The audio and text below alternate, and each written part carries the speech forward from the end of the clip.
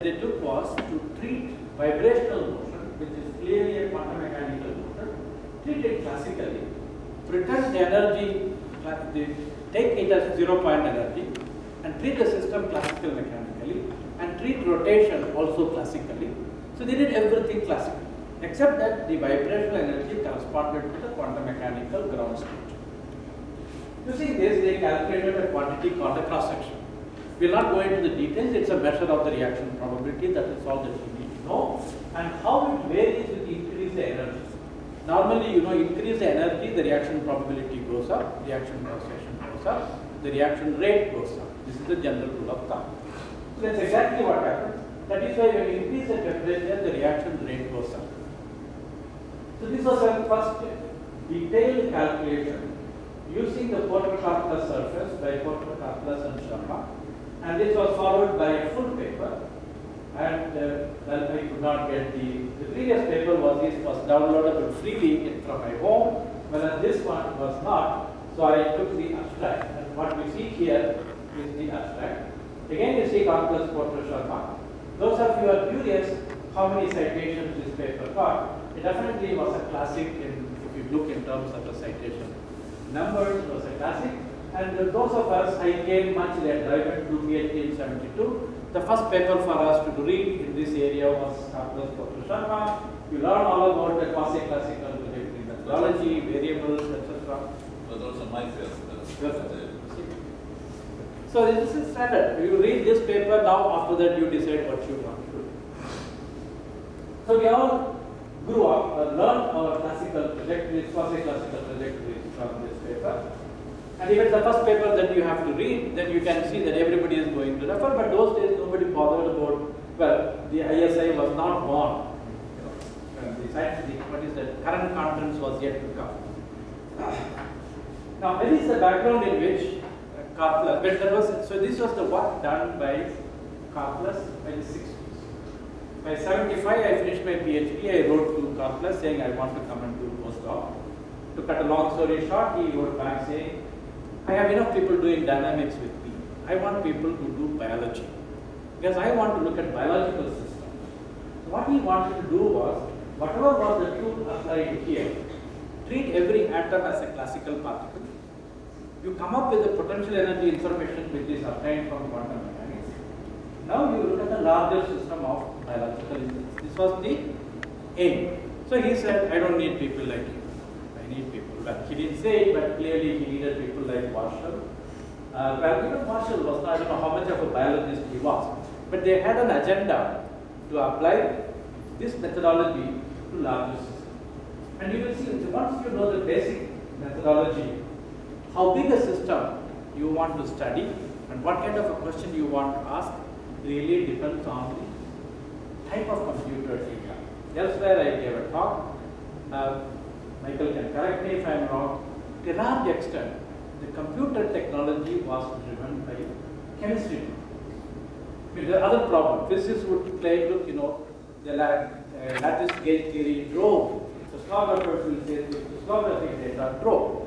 But as a chemist, I can say at every stage you want to ask one more detailed question dependent on the development of the computers, starting from EE to the modern day computers, including the blue gene that was developed by IBM to study protein folding. At every stage, the chemists would redefine the problem, and the latest computers would be tested on one of the chemical problems to see how useful it is.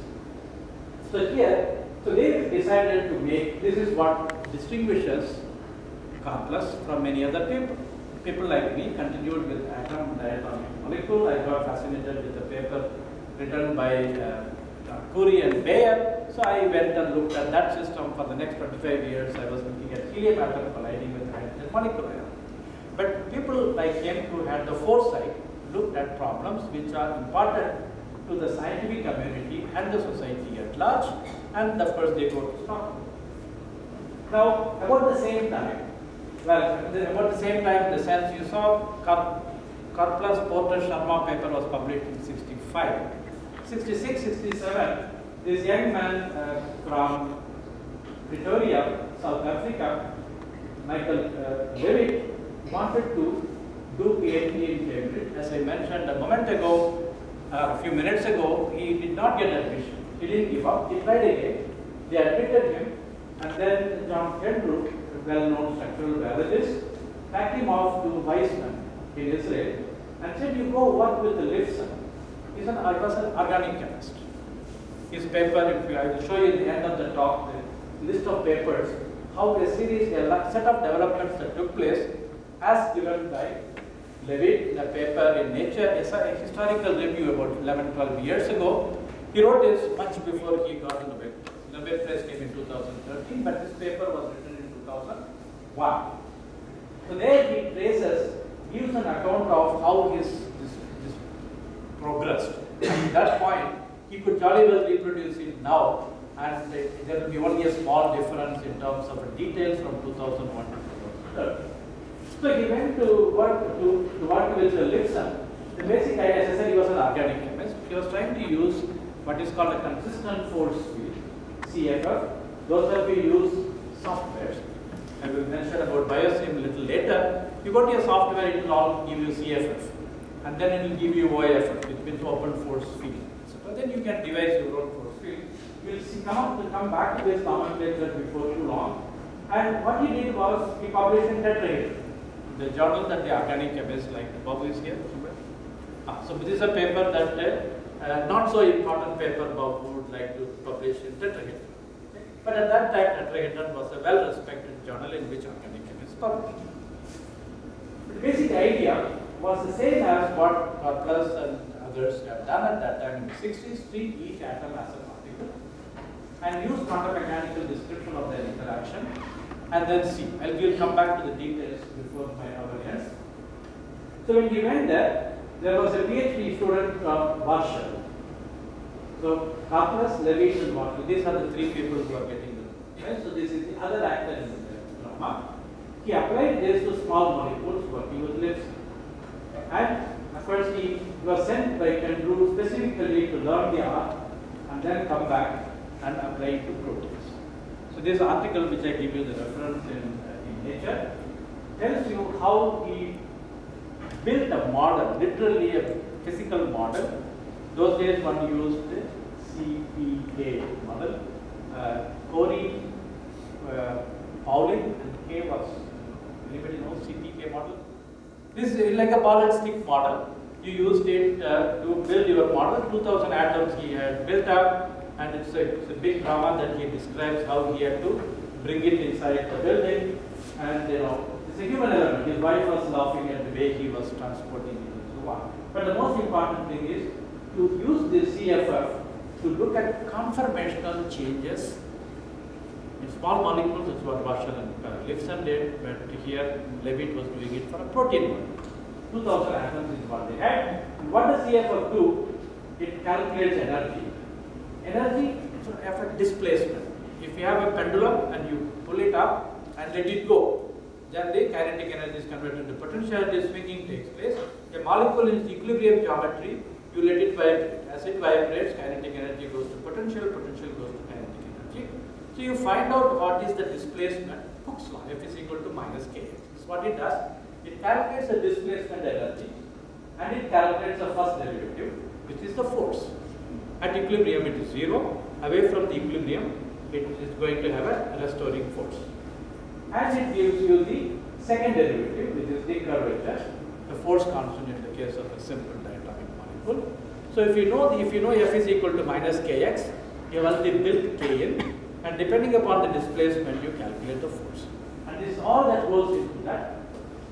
Then, so what Levitt picked up the principles, the methodology, and went back to MRC, Medical Research Council, and see the composition of the people there. Kendrew was heading structural biology, then Brenner and Francis Crick were heading the cell biology, and Sanger was heading the protein and nucleic acid. Every one of them is a Nobel laureate, but some of them. Crick is gone, Sanger is gone, Brenner is still around. But if you are surrounded by Nobel laureates, you think of problems which gives you that kind of an approach. In this country, you are celebrating Raman's birthday as well, November 7. Raman thought about it the same fashion. He wanted to get Nobel laureates to come to India so that people would start doing science in their midst. First, he brought Max Born, who didn't have a Nobel Prize at that time. But the governing council did not like that idea. So Raman in the process lost his job. And Max Born also went back because Rutherford wanted him to come to Manchester. Max Born had to leave Germany. And Rutherford said, look, it's going to take some time for me to work out an offer for you in Manchester. You can accept the offer from India. That's how he came to India. Schrodinger was offered a job in University of Allahabad. When Saha was working in University of Allahabad, and he had a problem with his vice chancellor. So he decided to leave. Joshi ji, who was the vice chancellor, asked him, whom you think should be a good replacement? He said, Erwin Schrodinger. So you can see what Saha proposes, and as much as Joshi did not like Saha, but he liked the suggestion. He invited Schrodinger. Schrodinger accepted the job, but Second World War was declared, so he never made the journey. Otherwise, for all you know, Schrodinger could have written his book on what it's like from India. That was the kind of way, in spite of the fact we had to go by ship, etc., people thought globally and try to bring people in. So if you in the corridors, if you walk and you come across 3-4 Nobel laureates from morning till evening, one of our students, Gaurav, has gone to, he did project with Vishwanathan. So yesterday he called and he was all excited. He was one of our second batch students, not University of Southern California. So he said he went in the morning and there was a lot of excitement in the department. He found out Marshall has got the Nobel Prize. And naturally everybody in the chemistry department, University of Southern California, was excited. And next day he went with him in the elevator, he and Marshall. You know, the Indians have a tendency to treat everybody as calm. I met, it's difficult for me to believe that I could ride the elevator with Professor Marshall, this year's student. Okay, that's the way he felt, and he was quite excited about it. So he wanted to share this news with me and my wife. Of course, he was wishing Happy Diwali. So now you can see, now Gaurav has gone to a place where now he sees this Nobel laureate every day. 1986 Nobel Prize went to Polanyi, Lee, and Hirschman. There's a story about Lee I want to mention here. When he joined the University of California, Berkeley, he wanted to get a parking lot. Parking lot close to the building. A young assistant professor, an associate professor, whatever he was, had to park way down and then walk. The next day, he said that he would, Seaboard. So he said he wanted to visit Seaboard. So the person in charge gave him a place close by. And there was this parking lot. Seaboard has a parking space, and then Libby has a parking space. So if you are at Nobel, this is called NL parking lot. So according to U1, he said to himself at that time, one day I will get a Nobel Prize and I will have my own NL parking lot. So 1986, when he got the Nobel Prize, he was visiting Los Alamos, giving a talk, and when he was coming out, people congratulated him. So he thought he had done a good job. He thought he was a wonderful speaker. Then people said, don't you know this? The news is already out. He said, what? You are getting the Nobel Prize. That's why we are congratulating you. So then somebody asked, what is your reaction? He said, now I can have my NL party. So, it gives you. It depends. You have to grow up in that atmosphere. Now you see why I keep on saying, from the beginning of the establishment of the institute, if one of you, of course more, merrier the better, more the better, even if one of you gets a Nobel Prize, we can say, look, in 2007 we set up IISER Mohali and see what we have produced. Well, so when, as I said, Levitt went back to Cambridge and he was to do again his PhD. So his PhD was on conformational model of protein, and he came back to Weizmann. And this was a time when they tRNA, because Francis Crick, when Crick and Watson developed the structure for DNA, they had anticipated of the unzipping of DNA and then you have an RNA, you have a tRNA, then you have a messenger RNA, and then you would have a proteins. You know what they call the central dogma of biology came from that. So the molecule that was this declared as a molecule of the year, tRNA was. And of course, Levitt was not interested in working on that. He went to do postdoc in Debson, where he had picked up the elements when he was in Weizmann. In the meantime, I don't want to tell a portion of the story that hopefully Michael will share with us, but by that time, Warshel had gone to Harvard to do a postdoc with Karplus, and he had come back. And of course, when he went to Harvard, he took CFF with him. And you will see in the next slide, CFF transformed into something else, into a more charming part. So they both, Levitt and Warshel, worked on protein structure and enzyme function. And 74, Levitt returned to Cambridge as a staff member. So you can see the career profile, the trajectory of Levitt, trajectory of Warshel. And I am not telling you after that Levitt, how did he end up in Stanford, how did Warshel went into Southern California. I'm skipping all that, and it's not really important for us. So when Warshel went with the CFF to Harvard, did postdoc with Karplus, and CHOM was formed. That's why I said the birth of CHOM. CHOM stands for Chemistry at Harvard Molecular Dynamics. So this came from Karplus group, and later on, Coleman developed the AMBER from University of California, San Francisco, and Mrs. Bayer just mentioned that Ernie was also there, Ernie Hagler was there. He went on to form his own company, Biosyn. And Biosyn, many of the molecular modeling packages, I don't know if any biologists are here, they like to buy this very expensive molecular modeling software. It started with Biosyn in a big way.